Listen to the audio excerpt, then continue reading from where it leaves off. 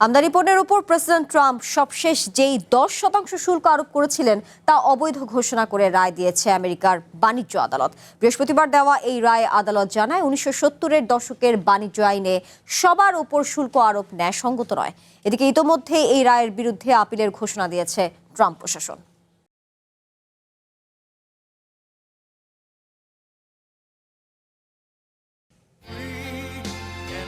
দ্বিতীয় মেয়াদে ক্ষমতায় এসে আমেরিকার প্রেসিডেন্ট ডোনাল্ড ট্রাম্প নানা অজুহাতে বিশ্বের বিভিন্ন দেশের ওপর শুল্ক আরোপ করতে শুরু করেন।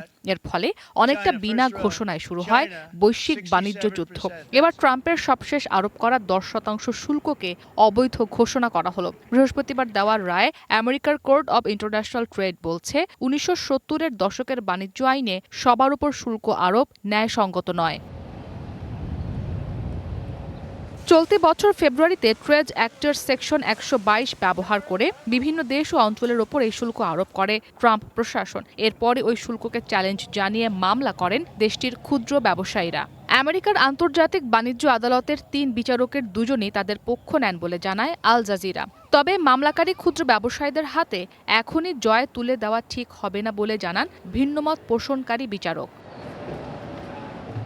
আদালতের মতে সরকারের দাবি করা বাণিজ্য ঘাটতির পরিস্থিতি এমন পর্যায়ে পৌঁছায়নি যা এই ধরনের শুল্ককে বৈধতা দিতে পারে। রায়ে বলা হয়, মামলার সঙ্গে যুক্ত পক্ষগুলোর কাছ থেকে এই শুল্ক আদায় বন্ধ করতে হবে এবং আগে নেওয়া অর্থ ফেরত দিতে হবে। তবে এই সিদ্ধান্ত আপাতত শুধু মামলাকারীদের ক্ষেত্রেই প্রযোজ্য হবে।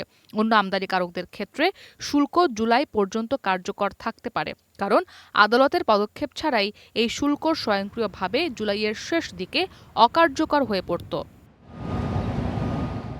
আইন অনুযায়ী নির্দিষ্ট পরিস্থিতিতে প্রেসিডেন্ট কংগ্রেসের অনুমোদন ছাড়াই সর্বোচ্চ 15% পর্যন্ত আমদানি শুল্ক আরোপ করতে পারেন, কিন্তু আদালত স্পষ্ট করেছে এই মামলায় সেই শর্তগুলো পূরণ হয়নি। ফলে প্রশাসনের পদক্ষেপ আইনি ভিত্তি হারিয়েছে বলে জানানো হয়। বর্তমানে ট্রাম্প প্রশাসনের হাতে বিস্তৃত শুল্ক আরোপের ক্ষমতা সীমিত হয়ে এসেছে। তবে তারা বিকল্প হিসেবে দেশভিত্তিক শুল্ক আরোপের নতুন কৌশল বিবেচনা করছে। এদিকে ট্রাম্প প্রশাসন ইতোমধ্যেই এই রায়ের বিরুদ্ধে আপিল করার ঘোষণা দিয়েছে।